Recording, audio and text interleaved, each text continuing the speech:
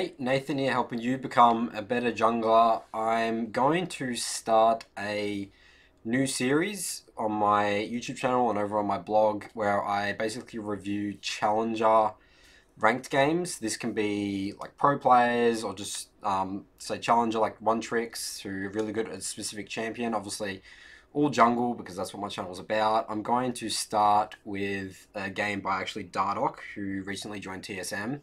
This is a game over on the North American server. This is pretty much all challenger players. I think there's a bunch of like C9 and other TSM players. I actually don't know the accounts of these players. I don't know who they are, but I am assuming that they're probably pro players. Got Army Cutie Pie and the Graves. So yeah, like I'm gonna be starting this series. Let me know in the comments below what you think of this. Like obviously, watch it before you let me know what you think. But I think this would be really good to sort of show you like the mistakes that even pro players can make, and it sort of just showing like how difficult League of Legends are. Like a lot of it is like you need to build these instincts and decision making, and this takes years of practice. So I mean, even like professional players can be making pretty basic fundamental mistakes, which you'll actually see in this game here. So we'll jump into it here. This is actually my first Gragas review, I think. Gragas has always been like a really strong jungler. We'll just get Dardoch's runes up here. So I'll fix up the chat here as well. I don't want my chat to be big at all. Alright, so Gragas runes. Predator. So Predator is always what you want to be going with Gragas. Basically, it's like pretty much the only rune that works really well with him, because Gragas you view as sort of like an AP like assassin in a way. Like he's going in with his E, burst in, and then you're either going to die or they're going to die. And obviously when you get Zhonya's and stopwatch, which we go here, it makes him really effective because he's in, stopwatch, you've done all your damage, cooldowns are back up, you can do your damage again. So that's why perfect timing is like really good. It helps you get your Zhonya's Hourglass much quicker, which is really good for Gragas. So yeah, Predator, because your ganks are incredibly reliant on E, and Predator just helps you get your E off a much more like easier because you're just running into the lane. He goes Ghost Pourer here, which is interesting. You can switch this out for like potentially Zombie Ward or even Eyeball, but Ghost Pourer is good for early game because I mean you don't have Sweeper yet, so Gragas has the warding totem, so like you chuck a ward here, it dies, and it spawns a Ghost Pourer, which basically is like technically you've got like a permanent ward until you see it. So it's pretty good. And then Ingenious Hunter just works really well with Gragas Ultimate because Gragas is very ultimate dependent champion.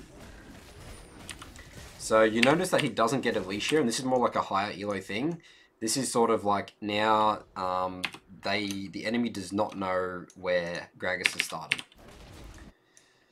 So it sort of just gives you like an information advantage, and Gragas is pretty fine to do buffs on his own.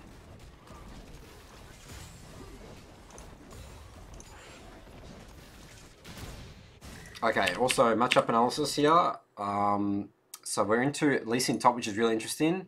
Lee Sin's very slippery champion. Gangplank doesn't really have any CC abilities. This would be incredibly reliant on you getting a good E off, but again, Lee Sin can like W to his minions, so this lane is very difficult to gank. It's very good to counter gank, but like Gragas is like one of the ultimate counter gankers, but this is a lane that I would think to be avoiding.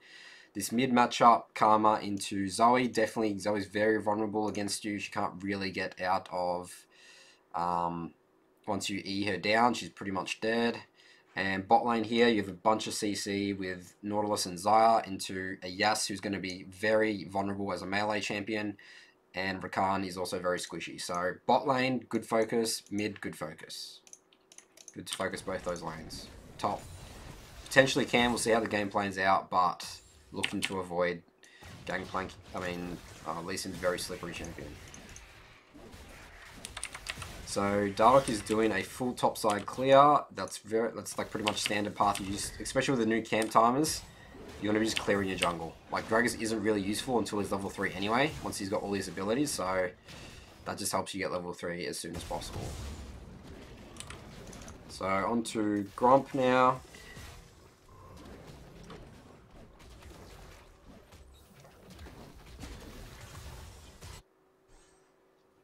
bot is pushing and mid is pretty much even here. So, but Graves is now, right, so now you know Graves is topside. This is where I'll be alerting my Gangplank that Graves is topside.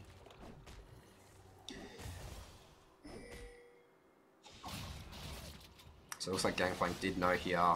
They pretty much don't do anything to him, which is really good. Alright, so now you notice Dardoch base. If you look at what his options are right now, bot lane is not very gankable right now. Like, this is going to push in and, you know, they're scared of like a Nautilus Zaya.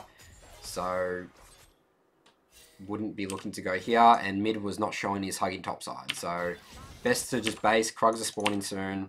So this is the right move by Dardoch. Gangplank actually gets a kill here, so this is really good for the Gragas. He's very far behind now. The Graves.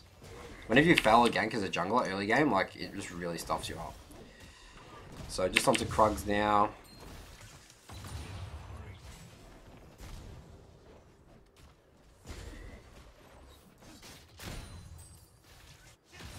Okay, so it looks like Dardoch is looking at a gank here. Lee Sin is committing, so Wave's in a good spot. He has Sweeper to check for wards, so this is good gank. Your top side anyway for Krugs.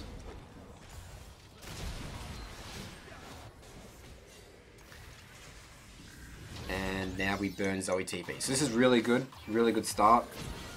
Zoe's already burnt her TP. We've got a clean here onto Lee Sin. Gangplank is 2-0, so now you're viewing like Gangplank 2-0 right now. Like, Gangplank can actually start to hold his own now. So this is absolutely awesome for red team now. Because Gangplank is just going to absolutely outscale Lee Sin. Lee Sin top lane does not scale well at all. Alright, so you notice here that, so Dardoch is on like 20% health. His Krugs are down. He decides to stay here, which is a big mistake. So, yes, Raptors are up, but this is really inefficient. Like, I can only think that he's like trying to potentially protect a dive here on Gangplank. But, like, I would just be going bot. Like, Dragon's an objective. Like, mid's pushing in here. Like, you could protect, like, bot, potentially even get kills here. Start placing your pink wards bot side. Like, especially with the new meta with Dragons, the new preseason patch. Like, Cloud Drag is amazing for Gragas as well. That just, like, synergizes so well with Ingenious Hunter as well. I'll be looking to get that, especially since you've got a lead right now. Your team is, like, you know, winning. Bots, like, just killed Yas. Like, bots winning. You should be looking to get Dragon off, basically, spawn. Like, as soon as you can, really. So, really inefficient to walk down here and do Raptors. I don't think this is a good move at all. I can see maybe he's sitting here looking for a counter gank mid. But, you know, I think Karma's fine. She's got, like, her E. She still has flash.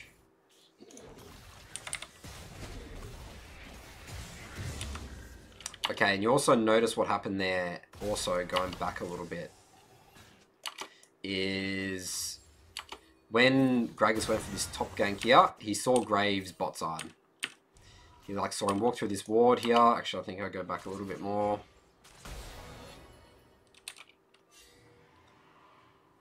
So he saw Graves walk through here, and he pops up on there as well. Maybe he didn't see it at all. But this means basically that he sees Gragas topside, and he is now going to go and take his camps, which could be maybe a reason why he stayed here. He's just forfeiting, conceding these camps. But by the time he based, he could potentially come here and, like, let's say Graves is looking for a gank or something like that. Like, you want to be sort of matching the Graves here.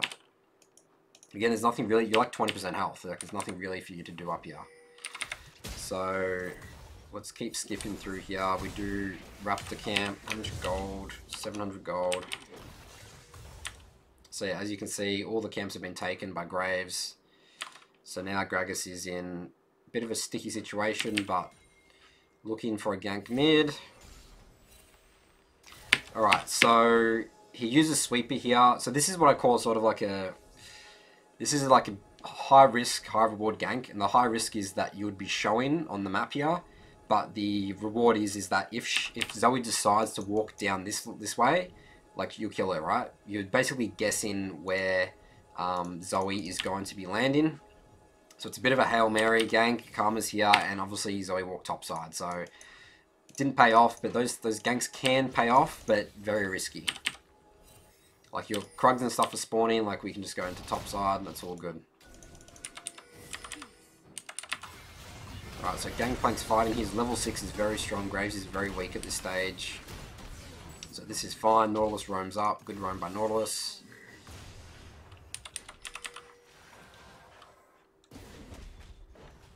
And Rift Scuttler is secured. Alright, I'll be looking to just, again, thinking about right now. Like, alright, my team is, we're 4-0 right now.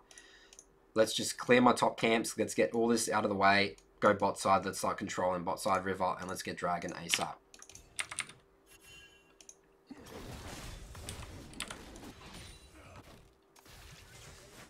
Yes, Gangplank is pushed in, but like Gangplank doesn't have ult.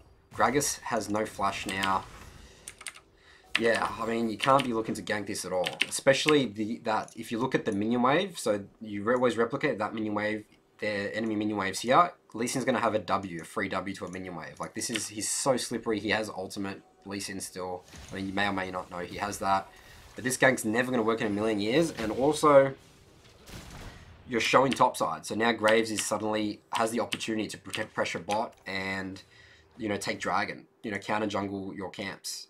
Like right now, it's just not good at all for Gragas to be showing top here. And now Gragas is essentially forced to base because, and he can't do his Krugs now because he knows he needs to be bot side. So it's the right move given the circumstance, but he shouldn't have shown at all and just gotten Krugs. It would have been way more efficient.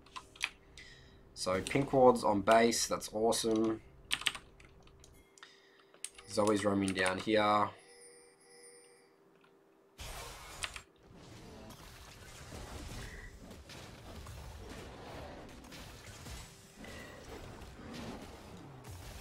Alright, so you notice Dardoch doesn't decide to do his camps here. This is what you want to be doing when your lanes are potentially vulnerable. They want to push in just another wave here. What you want to do is come in here, clear vision first, protect them, make sure they're all safe, and then you can go farm. And also pushing this in now, then you can help get your bot to help you do Dragon. So Dardoch comes here, clears this ward. Now that scares off bot lane because they can't do anything now.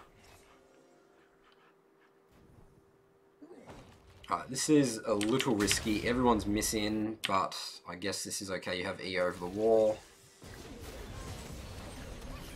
Really good ultimate there. Alright, that's really clean. Oh.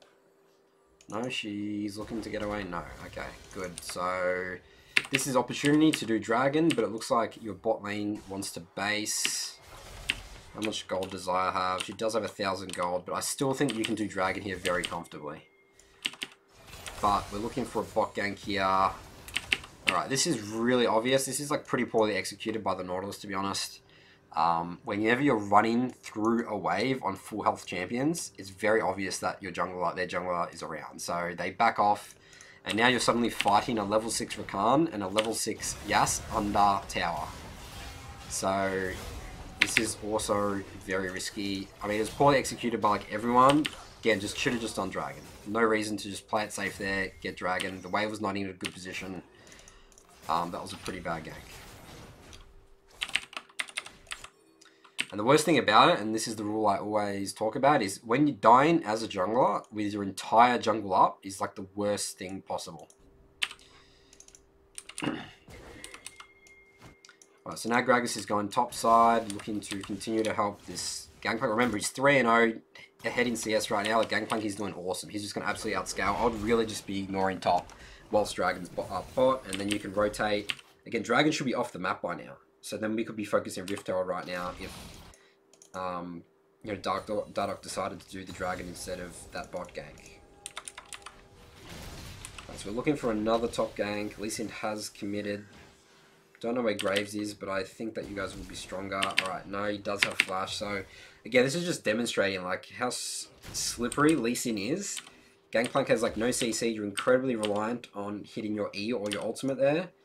And Lee Sin has so many ways to get out of it. And the worst part about it is now you're leaving your bot lane who, I mean, they're basically winning. It's not like their Dragon's still up. You've showed top again.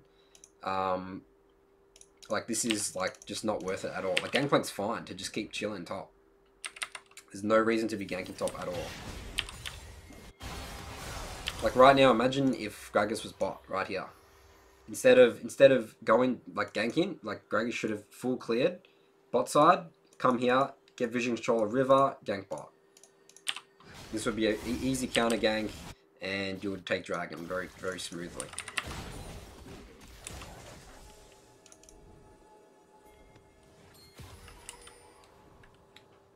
Alright, so Zaya's not here, we're looking to just solo. Zoe, I think that we presume here that bot has based, and this is pretty free, but now you need to be thinking we get this kill and either like back out ASAP. I mean, Lee Sin does TP here, so it's looking like a fight. GP decides to TP. Alright, so this is an all-out fight here. But now Ultimate's been used, Grave shows up. Remember, enemy bot lane based a while ago, so they're going to be popping up any second now. Zaya is deciding to leave this fight. This is just map awareness 101. Your two like carries are not here. You've used Ultimate, back off straight away. Do your camps. Red's respawning soon. Dragon is still an objective. This is just always going to potentially go south. Like, bot lane's going to show up now, dead. This is all information you have.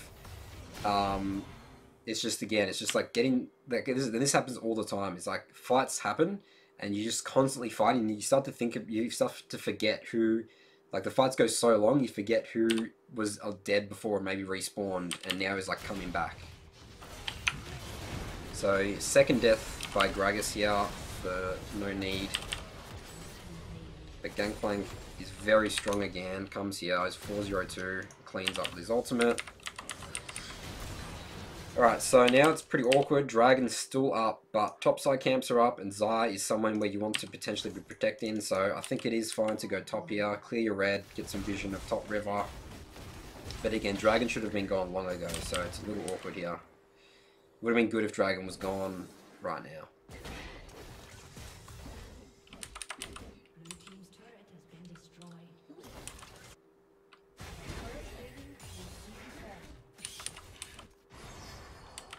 Alright, so we're looking this 1v1 mid.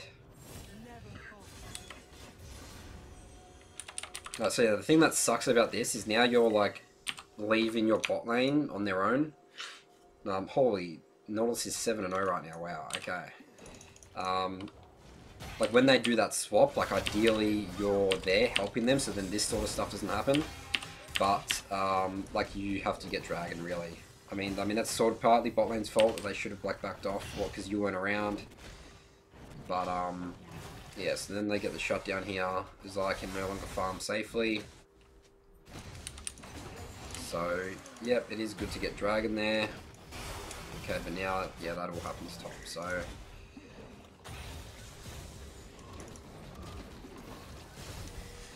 So just clearing bot here. Gangplanks again, just causing an absolute havoc, just taking all their camps.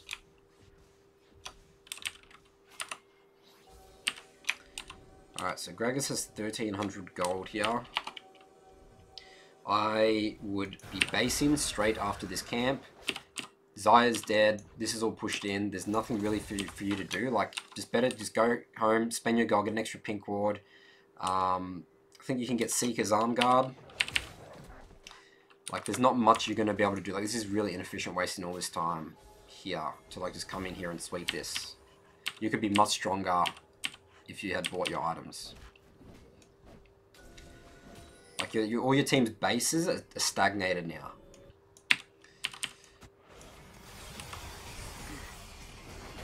Alright, so this is incredibly risky, not worth the flash at all there.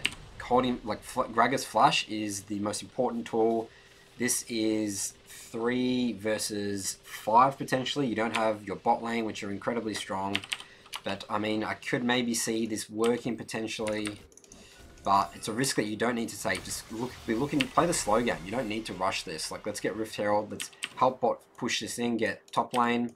Like, the idea obviously here was you just one shot. But, you know, again, this is sort of just gets messed up. So, no real need to do this. And yeah, again, it's 3 versus 5. Playing, I mean, obviously you guys are 6k ahead in gold right now, but it's always better to be playing the numbers game. Alright, so now we need to look at this fight again. We still have a numbers disadvantage. Nautilus has come here, but Xayah, who's your AD carry, is by herself pushing top lane.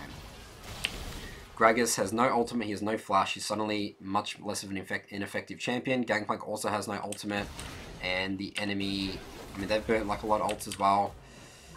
But, like, this is just a huge overstay. Everyone's low here. You guys are diving under a tower at 15 minutes. Second tier tower. Really, this is really sloppy League of Legends. I mean, obviously not just by, you know, it's like the whole team, right? The whole team's just fighting for no reason. Like, let's get Rift Herald. Let's break open this game. Let's play methodical League of Legends.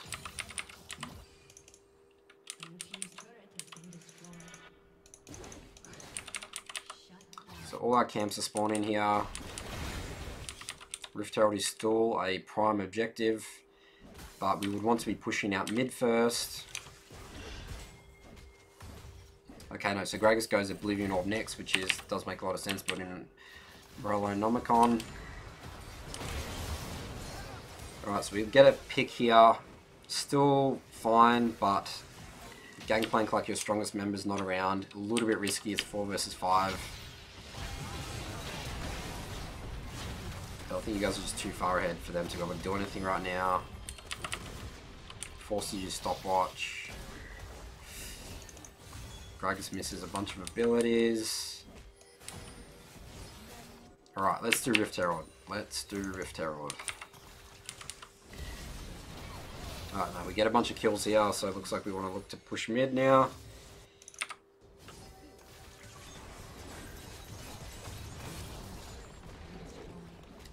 Dardoch here decides to do the camps, which is fine. Dardoch doesn't have ult, is not as useful, and obviously pretty confident in his team to get this tower and inhib, and needs to base? No, not necessarily.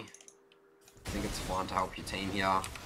Just get this inhib, and then we want to reset on the map. Rift Herald's up, Dragon spawning soon. I'll probably take their red buff on the way out here, which looks like what Xayah's doing.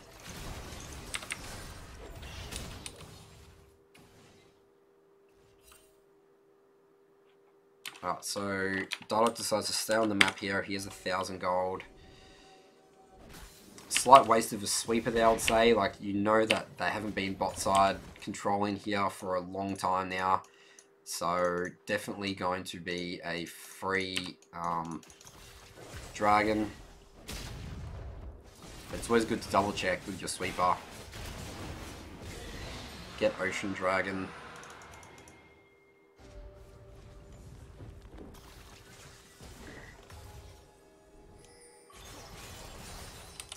So yeah, as we see, like, we didn't get any, this team, so red team did not get Rift Herald, and this is Dardoch's responsibility to be getting these objectives.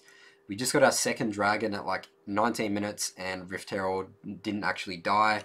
So this is, oh no wait, Rift Herald was taken, sorry.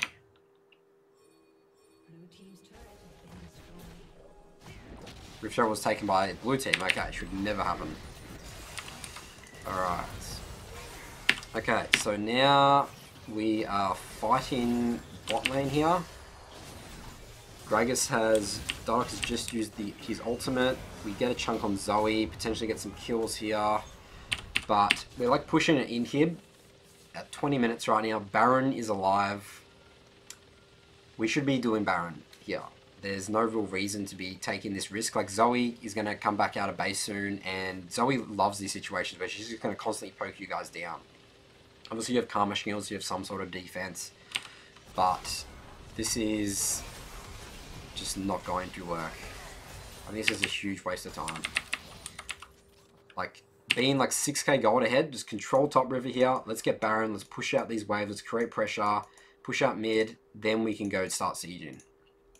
Especially with this comp here, like Gragas, Gangplank, like these are not good siege champions. Karma, okay, she's ranged, but again, not really. You guys don't really have a hardcore tank. Like, obviously Nautilus is pretty tanky, he's 8-2 right now, so you could say this guy can soak up the Qs, but you know, you're not going to really have much siege potential here. So it looks like this is the right move. Let's back off here. Let's clear Rift Herald. team's still deciding to stay bot when the entire team is alive on full health. Big mistake. This is an absolute waste of time. Okay, we're doing actually a lot of damage here. May finally have to respond to mid.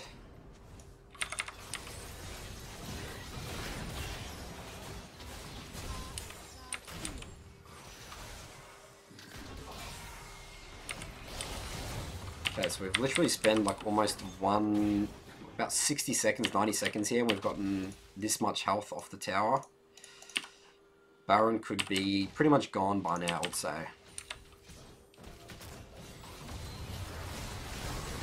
Okay, so Zoe misplays, we get a pick. Now we can finally potentially siege this.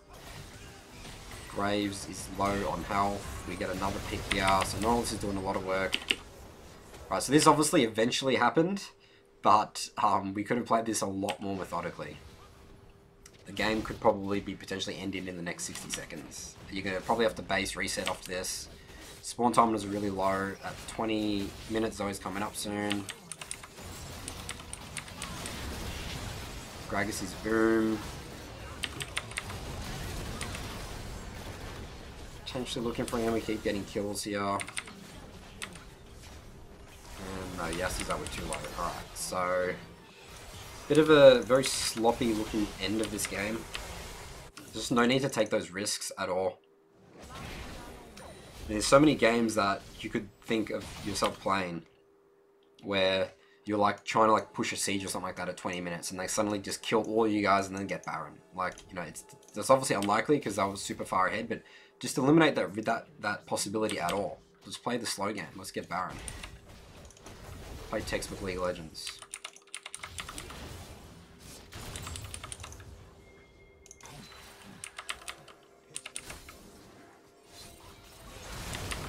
Alright, so we're looking at Baron here, but they tried to do a flank or something like that.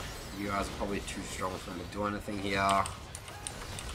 And there, you guys pretty much everything off this. So, yeah, definitely a lot in here. I mean, as you can tell, there's still just many mistakes at like a challenger level.